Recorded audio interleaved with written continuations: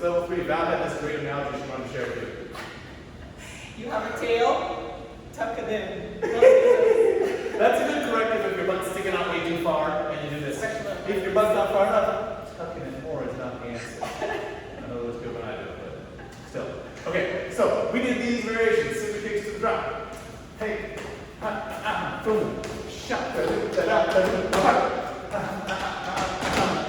that's the thing Frank showed us back in the day. And then the Ramona, 3 and 4, 5, 6, 7, 8, 1 and 2. Super fun. We talked just a little bit about this connection thing. This is how the tail issue came up. We talked about being here and not having all this difference. Just really simple arms, and then when we get a little further away, that can make some connection.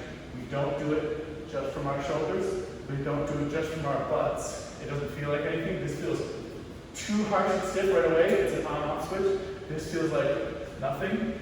The middle, that feels like a little something. And it can kind of ramp up in the feeling. This is the closest joint, but it's this you're trying to move to find the connection to the swing arm. So do it good.